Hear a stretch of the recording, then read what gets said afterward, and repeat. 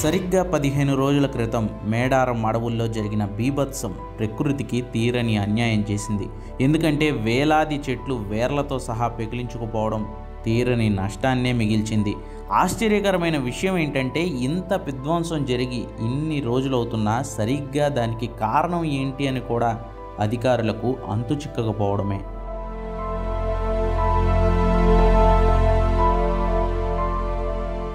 August 31 night Mulugu జిల్లా చరిత్రలో ఓ పెద్ద విషాదం. ఏదో సినిమాలో చూపించినట్లు దాదాపు కిలోమీటర్ల మేర అడవి మొత్తం కొట్టుకుపోయింది. ఒక్క చెట్టు కూడా మిగలలేదు. డ్రోన్స్ పైకి పంపించి చూసిన అధికారులకు షాక్. దాదాపు 50,000 నుంచి 70,000 చెట్లు పడిపోయి ఉండడం చూసి అధికారులే నిశ్చేష్టులైపోయారు. తెలంగాణ చరిత్రలోనే ఎన్నడూ ఏర్పడనంత విపత్తు ఇది. మేడారం మార్గంలోని దొడ్ల మెట్లగూడెం అటవీ ప్రాంతంలోనూ ఇలానే చెట్లు పడిపోయి కనిపించాయి. వీటిలో 90% చెట్లు ఒకవైపుగా కూలితే మరో 10% చెట్లు మాత్రమే మరోవైపుగా కూలాయి. మొత్తం 500 ఎకరాల్లో ఈ ప్రకృతి విధ్వంసం కనిపించింది.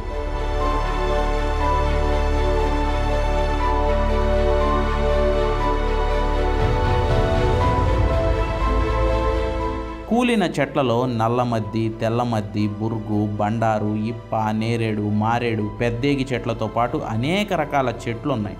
సెప్టెంబర్ 5వ తేదీ నుంచి ఈ ధ్వంసమైన ప్రాంతాల్లో 36 టీములుగా సుమారు 200 మంది అటవీ శాఖ సిబ్బంది పడిపోయిన చెట్ల గణాంకాలను చేస్తున్నారు. గణాంకాల్లో చెట్ల ఎత్తు, లావు, ఏ రకమైన చెట్లు, ఎన్ని సంవత్సరాల వయస్సు, వేర్లతో నేల కొరిగిపోయాయా, విరిగిపోయాయా, ఇలా పడిపోయిన వాటిని మొత్తాన్ని డివిజన్ చేస్తున్నారు. చెట్లు కూలిన ప్రదేశంలో మట్టిని తీసుకుని దాన్ని కూడా టెస్ట్ చేస్తున్నారు. సెప్టెంబర్ 5వ తేదీన ప్రారంభమైన ఈ గ్రౌండ్ లెవెల్ విచారణ మరో వారం రోజుల నుంచి 10 రోజుల పాటు పట్టవచ్చని ములుగు డిఎఫ్ఓ జాదవ్ అంటున్నారు. 31 ఆగస్టు రోజు ఒక విచిత్ర ఫెనోమెనాన్ జరిగింది. ఫారెస్ట్ ఏరియాలో మేడారం టు తాడ్వాయి మధ్యలో ఒక డెన్స్ ఫారెస్ట్ ఉంది. తాడ్వాయి రిజర్వ్ ఫారెస్ట్, అది పార్ట్ ఆఫ్ ఏటూర్ నగరం వైల్డ్ లైఫ్ శాంక్చురీ ఉంది. 31 ఆగస్ట్ ఈవినింగ్ టైంలో భారీ వర్షతో స్ట్రాంగ్ విండ్స్తో చాలా పెద్ద ఏరియా అఫెక్ట్ అయి ఉంది. దాదాపు సుమారుగా 50,000 to 70,000 ప్రిలిమినరీ ఎస్టిమేట్ ఉంది. చెట్టు పడింది. It is only preliminary estimate. Right now almost 36 teams అక్కడ డిప్లాయ్ చేశాము మొత్తం డిస్ట్రిక్ట్ నుంచి. Almost 150 members are working for complete enumeration. ఆ ఎన్యూమరేషన్ అయిన తర్వాత మనకి తెలుస్తుంది what is the actual extent of area which is damaged, what is the actual damage which is done to forest. Almost all type of చెట్టు అక్కడ only forest చెట్టు ఉంది. Forest species ఉన్నాయి. నల్లమద్ది, తెల్లమద్ది, ఏగిసా, బండారు, జువ్వి, నేరేడు, మారేడు, ఇవన్నీ రకాలు, ఇప్ప, ఇవన్నీ all type of species have been damaged equally. Preliminary observation తో నేను చెప్తున్నాను. The fall of the trees is from north east direction to south west direction. This is the direction. So probably surface winds are high speed winds north east direction to south west డైరెక్షన్కి blow అయింది. So these are primary observations. ఈ విపత్తులో ఇంకో ఆశ్చర్యకరమైన విషయం ఏంటంటే పోనీ సుడిగాళ్ళు వచ్చి ఈ చెట్లన్నీ పడిపోయాయి అనుకున్నా ఒక్క జంతువు కూడా చనిపోలేదు. అట్లీస్ట్ గాయాలైన జంతువులు కూడా కనపడటం లేదు. వైల్డ్ లైఫ్ ఏరియా ఇంత ఉన్నా వాటికి ఎందుకు ఏం జరగలేదు? ప్రకృతి విపత్తును ముందుగానే గ్రహించిన జంతువులన్నీ దూరంగా వెళ్ళిపోయాయా? వాటికి ఉన్న న్యాచురల్ ఎబిలిటీసే వాటి ప్రాణాలను కాపాడాయా? మిస్టరీనే. ధ్వంసమైన అటవీ ప్రాంతంలో అటవీ శాఖ principal chief conservator of forest అధికారి ఆర్ఎం డోబ్రియల్ పర్యటించారు. స్థానిక వాతావరణ పరిస్థితుల వల్ల ఇది జరిగి ఉంటుందని ప్రాథమికంగా అంచనా వేస్తున్నారు. ఇలాంటి ప్రాంతాల్లో మేఘాలు దగ్గర వరకు వచ్చి క్లౌడ్ బరస్ట్ అయ్యి ఒక్కసారిగా భారీ గాలులు, వర్షం వచ్చి ఇలాంటి విపత్తు జరిగే అవకాశాలు కూడా ఉన్నాయంటున్నారు ఆయన.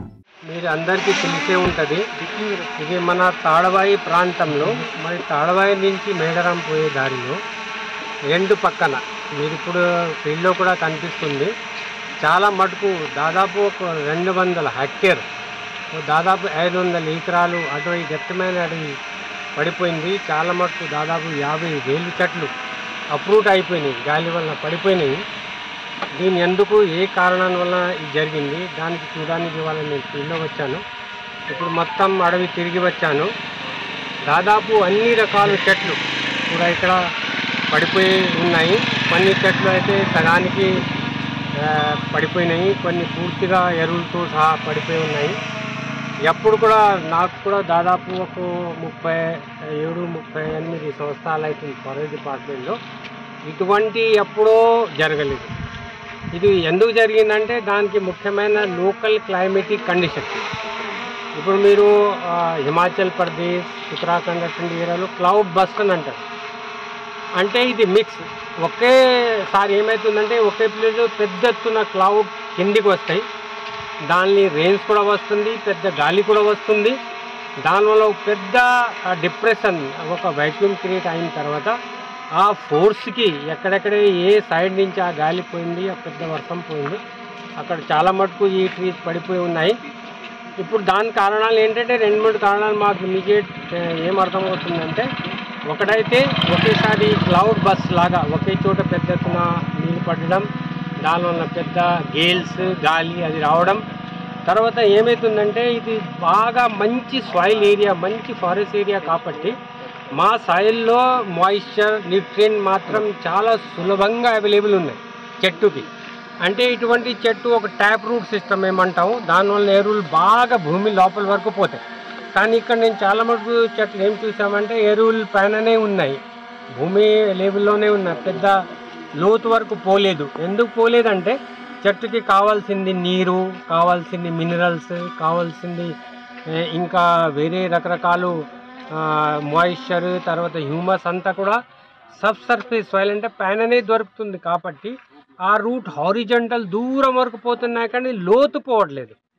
లోతు పోయింది ఎందుకంటే ట్యాప్ రూట్ సిస్టమ్ అంటే లోతు పోతే దానికి యాంకరింగ్ బాగుంటుంది, చెట్టు కూడా నిలబడే అవకాశం ఉంటుంది. చిన్న చిన్న ఇటువంటి గాలి వస్తే దానికి దీనికి ఫేస్ చేయడానికి సిద్ధంగా ఉంటుంది. కానీ ఇక్కడ ఏమవుతుందంటే మంచి సాయిల్, మంచి మాయిశ్చర్, మంచి హ్యూమస్ వల్ల root system, horizontal root system develop అయింది. దానివల్ల పెద్ద గాలికి వాళ్ళు నిలబెట్టుకోకుండా పడిపోయినాయి, చాలా రూట్ కూడా అప్రూవ్ అయింది. సో ఈ 2-3 విషయాల వల్లనే ఇది జరిగింది. ఇటువంటి ఎక్కడ జరగలేదు. కానీ దీనికి ఇంకా ఫర్దర్ స్టడీ చేయడానికి మేము ఎక్కడైతే మెట్రలాజికల్ డిపార్ట్మెంట్ కానివ్వండి, ఎన్ఆర్ఎస్సి కానివ్వండి, ఎక్కడైతే ఎక్స్పర్ట్స్ ఉన్నారు వాళ్ళని కూడా పిలుచుకొని దీనికి ఒకసారి స్టడీ కేస్ కింద మేము సిద్ధంగా ఉన్నాము. తర్వాత ఇదే విధంగా ఒక స్పెషల్ రిపోర్ట్ తయారు చేసి గవర్నమెంట్ ఇండియా కూడా పంపించాలి. ఎందుకంటే ఇంత పెద్ద ఎత్తున ఇంత దౌర్జన్యం, ఇంకా ఇన్ని చెట్లు ఒకేసారి పడిపోవడం అయితే ఎప్పుడు జరగలేదు. దాని మీద ఒక స్పెషల్ రిపోర్ట్ కూడా గవర్నమెంట్కి ఇవ్వడం జరుగుతుంది. అదేవిధంగా గవర్నమెంట్ ఇండియా కూడా జరుగుతుంది. తర్వాత దీనికి ఎక్స్పర్ట్ కమిటీ ఫర్దర్ స్టడీ చేస్తారు. ఇంత విధ్వంసం జరిగితే అధికారులు చెబుతున్న ఈ లెక్కలకు, స్థానికులు చెబుతున్న లెక్కలకు కొంచెం తేడా కనిపిస్తోంది. అధికారులు ఆగస్టు 31 సాయంత్రం 6 గంటల నుంచి 7 గంటల సమయంలో ఇది జరిగిందని చెబుతుంటే, కొండపర్తి గ్రామ ప్రజలు 4 నుంచి 5 గంటల సమయంలోనే గాలులు, వర్షం వచ్చాయని, ఆ తర్వాత ఏమీ లేదని చెబుతున్నారు. సాయంత్రం 4:30 టైంలో వచ్చింది. అది అనుకోకుండా వచ్చింది, ఫుల్ సుడిగాలి వచ్చింది. మొత్తం ఇళ్ళకి వెళ్ళి మొత్తం పెంకులు లేపుకుంటూ, రేకులు లేపుకుంటూ వెళ్ళిపోయింది. ఇంకా అదృష్టం ఏంటంటే ఆవులు ఇంకా ఊళ్ళో లేవు, మేకలు ఊళ్ళో లేవు, చెట్లు ఊళ్ళే కోబడలే, 2-3 చెట్లే పడ్డాయి. కానీ ప్రమాదం ఏం జరగలే. అడవిలో మేడారం నుంచి ఇక్కడ వరకు చెట్లే పడ్డాయి. అడవిలో ఎటు చూసినా ఒక 2 ఎకరాల వెడల్పు నుంచి వచ్చినాయి. ఎప్పుడైనా చూసినా అటువంటి ఫస్ట్ టైం, ఎప్పుడు చూడలే, ఇది ఫస్ట్ టైం. ఇంతవరకు పుట్టింత పెద్ద పెరిగిన కాంచాలైతే ఇంతవరకు చూడలే అలాంటిది. ఆ చెట్లు పడ్డప్పుడు సౌండ్ వచ్చినాయి ఏమన్నా? ఘోరమైన సౌండ్. అసలు జనాలు అయితే ఇంట్లో మొగరాలు కర్రలు పట్టుకొని ఇట్లా నిలబడ్డారు, కదిలితే లేచి పట్టుకొని పోయేటట్టున్నారు జనాలని. అంత ఘోరం వచ్చింది. ఎట్లొచ్చింది గాలి? గాలి ఇటు నుంచి వచ్చింది, ఇటు నుంచి వచ్చి కట్టిన తెరలకి వెళ్ళి దొరిచి అవతల గోడ పడ్డది. గోడ పడి ఇక ఇట్లా దంచుకొని పోయింది చెట్ల. ఎంతసేపు ఉన్నదమ్మా అట్లా గాలి? 10 నిమిషాల దాకా ఉన్నది, కానీ పానం అటు ఇటు అయింది. ఎటు నుండి వచ్చింది? ఇటు నుంచి వచ్చింది మేడారం. చిన్న కాడికి వెళ్ళి ఎప్పుడు రాలే అంత ఊరుమారుగా, ఇదేసారి ఫస్ట్. చిన్న పిల్లగాళ్ళు అయితే ఇక ఏం చేస్తాం, మూలగా పెట్టుకుంటే ఇప్పుడు ఆ గాలి కూల కొట్టాలంటే దాని రేకులను అన్నీ కూల్చుకొని పోవు. ఆ ఇంటి ఆమెది మొత్తం లేకపోయి చేన్లల్లా చెరువు కట్టకి వేసినాయి. 5-6 రోజులకి చేన్లకి అయిపోతే అప్పుడు ఆ రేకులు ఆడోటి దొరికింది. ఇక తగ్గినాక అందరం చూస్తే ఉన్నాయి, పెద్ద పెద్ద చెట్లే పడ్డాయి ఊళ్ళో. చెట్లు పడితే ఇక అవన్నీ ఈ చెట్టు కూడా పడ్డది. ఇవన్నీ పడ్డాక ఇక తెల్లారి వాళ్ళందరూ వచ్చి చూసుకొని పోయినాక ఇక అన్ని కప్పుకున్నాం. 2019లో ములుగు జిల్లాను మేఘాలు ఇలా అతి దగ్గరగా ఆవరించి వెళ్ళాయి. కానీ అప్పుడు కూడా ఇలాంటి క్లౌడ్ బరస్ట్ అవ్వడం కానీ ఇంత పెద్ద మొత్తంలో చెట్లు పడిపోవడం కానీ ఎప్పుడూ జరగలేదు. మరి ఈ మిస్టరీ మాత్రం ఏం జరిగిందో ఎప్పటికి తెలుస్తుందో అర్థం కాని పరిస్థితి.